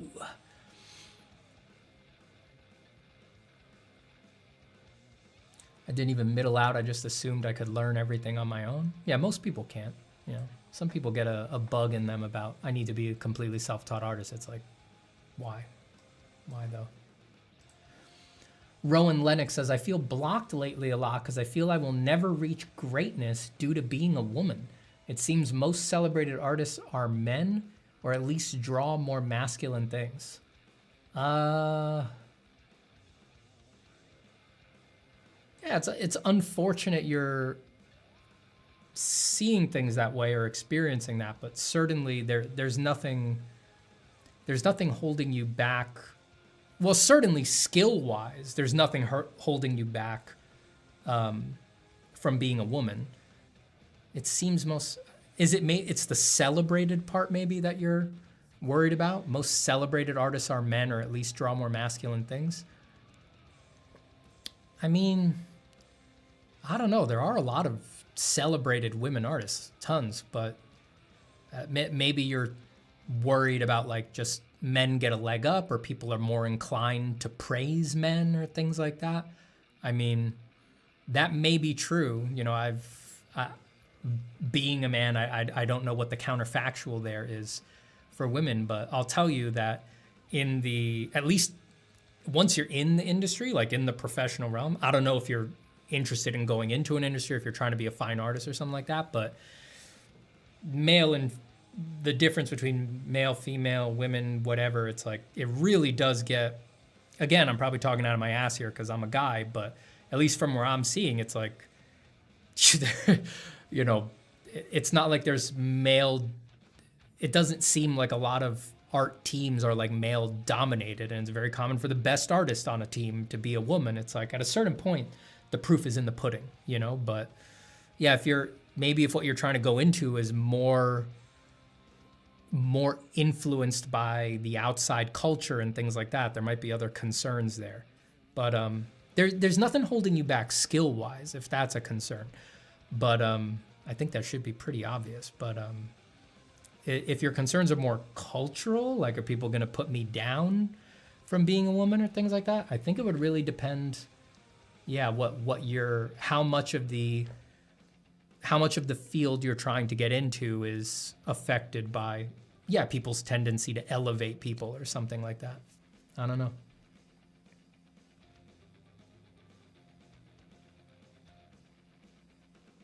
I'm really behind here. I see you guys are talking more. So Rowan followed up and said, I know women are great at art. Right, so you did know that. It was the celebrated thing. I just don't see so many being celebrated or pointed to. Thanks so much for all these really cool artists, guys. That's good. I mean, I personally, I mean, that's probably true. And there's probably a lot of contingent factors for why that would be the case. But if people list their favorite artists, there's tons of women on people's lists of favorite artists. I mean, I've been known to, when pressed, people say, who's the best in the world at drawing? I say it's Claire Wendling. I think Claire Wendling's probably the greatest living draftsperson. So.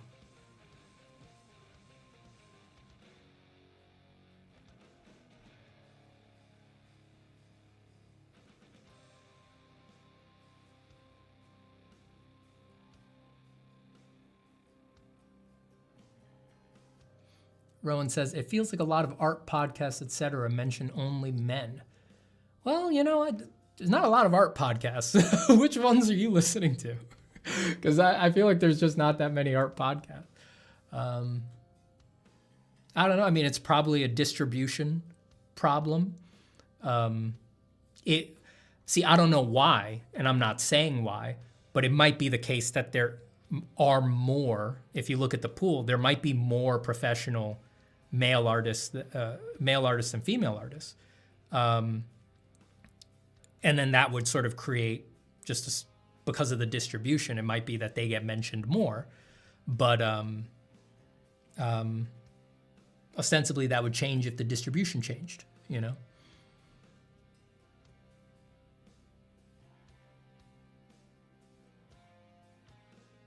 But don't get me wrong, I would totally believe that in our culture, someone is less inclined for question mark reasons to celebrate a female artist over a male artist. I wouldn't be surprised about that.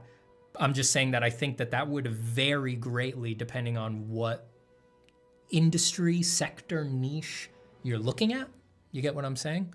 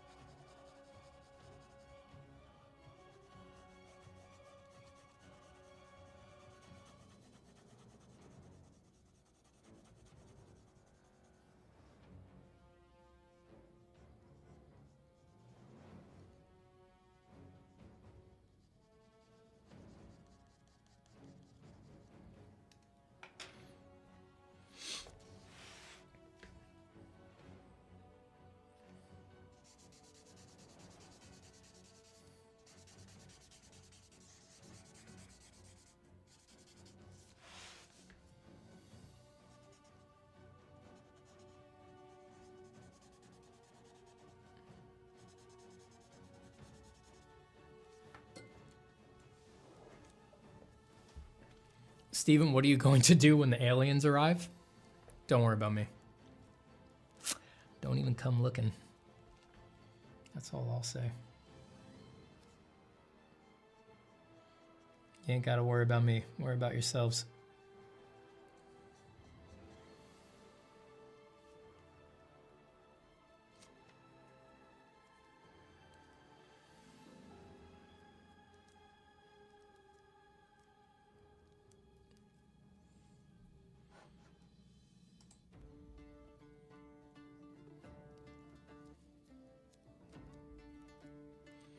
AJ says, speaking of going on holiday, how important do you think it is for an artist to travel, see, experience new things, cultures, people, etc.? Am I limiting myself by being too introverted? Yeah, I think it's important.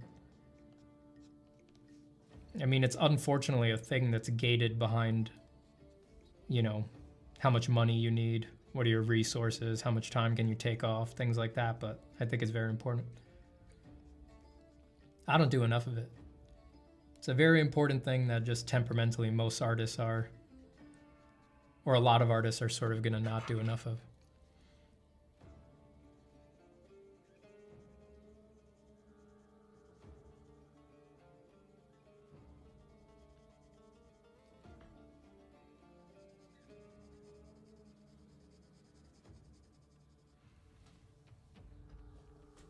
All right, folks, we're coming up on 2 hours here, and I got to stay on schedule because I got a bunch of stuff I got to do before my flight tonight.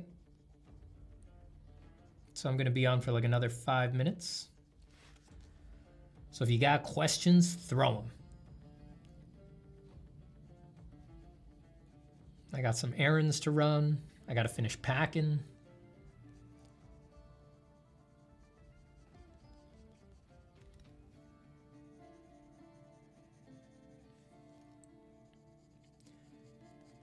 Got to tear through the pre-vacation to-do list. You know how it is.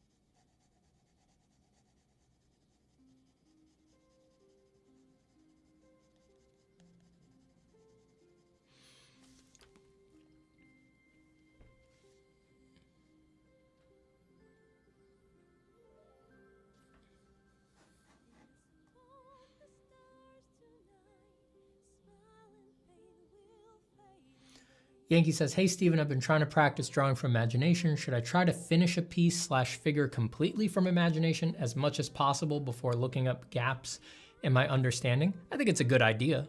It might not wind up being your final process, but I think it's a good way to practice, yeah. I've done that a lot.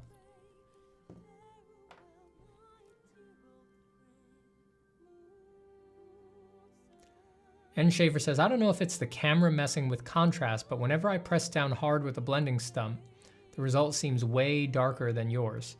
I don't know. I mean, it might also be how dark your picture is to begin with when you start stumping. I mean, you can get the full pressure range out of the stump, you know, you can, and I do, you know, I press hard a lot of the time when I'm trying to destroy hatching and edges. But then if I'm like trying to knock down the light, like I did in this lower jowl area, there I'm touching lightly. This is a very light scrub. But then if I'm in the shadow and there's all this hatchy and I'm not feeling it, then I press very hard. So you just use the full value range, you know? Or the full pressure range that's available in your hand. Draw with the stump, you know. Don't ask it to be a sort of rote softening tool. Use it like a pencil that just happens to produce soft edges. That's exactly what an alien would say. It is. You're right. Steven, when the super apocalypse happens, will you eat the flesh? You betcha. You betcha, baby. Chady on Fire says, Steven, what do you think about interactive and immersive installation art? What do I think about it? There's a lot of good stuff in interactive and immersive installation art. It's cool. I don't think about it that much. Back when I worked at a themed entertainment firm, we did a lot of work on, not art, well, we did a few specifically artistic installations, but like a lot of immersive environments and things like that. And there's a lot of captivating experiences you can create when you actually surround the person with the design. So yeah, I think they're cool. I just don't really follow them on my own or anything like that. Hey, Steven, what are your thoughts on graphic novels? I think they're great. I mean, I'm not a huge like graphic novel reader myself, you know, but I've read a few good ones, you know. I think they're great.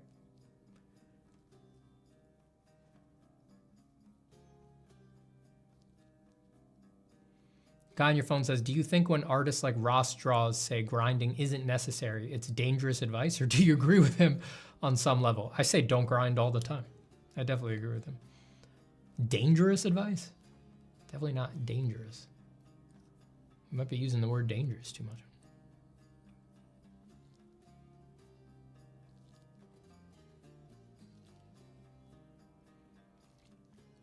Random kind of useless question. Is there a reason you never seem to use the eraser at the other end of your Pentel? It's just a little annoying to take the cap off, and it's very small. I'll use it if I have a small little thing to fix, but the kneaded eraser just gives me so many more options for how I erase. Lax Cat just gave birth to 4 kittens. Should I name one Steven? Name them all Steven. They're all Steven now. That's the only correct answer. Thank you, everybody, for the kind wishes about my travels.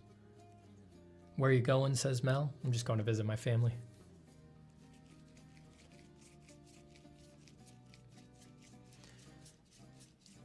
Tomasu says, I have a hard time finding good paper. I can't find any in local stores. What am I looking for in a good paper, Steven? Again, it not being cheap is usually a good sign. Smooth or rough is totally personal preference. Some people just can't stand smooth and some people just can't stand rough. It's a personal taste thing. You can do beautiful finished drawings on either surface. You just need to work slightly differently. So once you try it a few times bouncing back and forth, you'll know which one aligns more with the kind of stuff you're trying to do. I like smooth paper. I can't stand rough. But there's lots of people, students that I've had who have specifically wanted to work like me and do my process and make pictures that look like mine, and they just hate smooth paper. They can't stand it. It makes them want to throw up. And they can do beautiful drawings on rough paper, on good quality rough paper. And thick. Thick is good. So that would be like the, on the cover of a pad of paper, you'll see this, 140 pound or 300 grams per meter squared. This is a measure of the weight of the paper, which roughly translates to its thickness, and you want that high. It doesn't have to be insanely thick, but generally a higher number than a typical sketch paper or anything like that is good. The reason for that is because the thicker the paper is, or at least this is how I interpret it. Someone who's like a paper maker could probably correct me on this, but the thicker the paper is, the more abuse it holds up to. You can erase on it much more. It's almost like there's more paper under the surface that is the same quality as the paper on the surface. So if you scrape and rub and abrade and bother it, it's less inclined to tear, but also it's more likely that when you go in for the second pass, the paper hasn't been burnished. It hasn't taken on a different quality. So you can kind of do multiple passes on the paper, which unless you're Kim Jong-gi, you've probably got to do multiple passes at things. There's probably some point in your process where you need to give something a second go. So thick paper is good.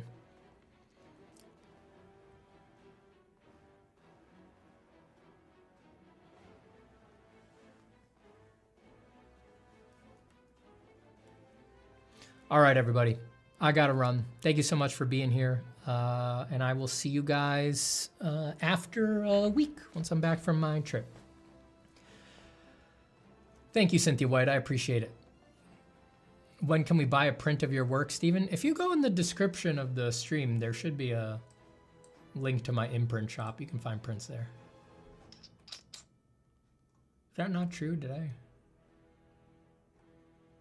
Sometimes oh yeah, it's not in there. Sometimes the stream description, I delete stuff when I add things and things like that.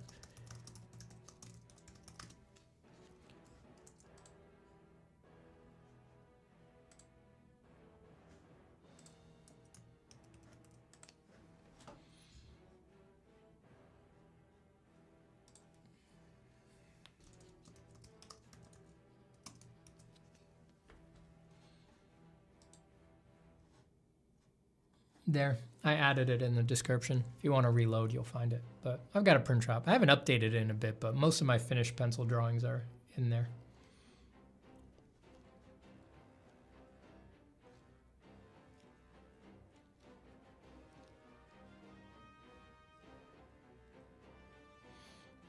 Jovika says, honestly, Steven, since I'm learning your way of thinking and mindset while making art, I think other people who say just grind through being miserable and work 14 hours a day are literally dangerous. There might be some literal danger, because you can wind up losing out on sleep, affecting your health, and driving a car while you're tired, and that's probably not a good idea.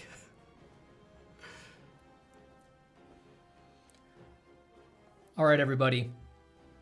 Take care, and I will see you all soon. Happy drawing, and I hope that all of the drawings that you will attempt in the intervening week before I see you again go wonderfully. Take care, everybody. Thanks for being here.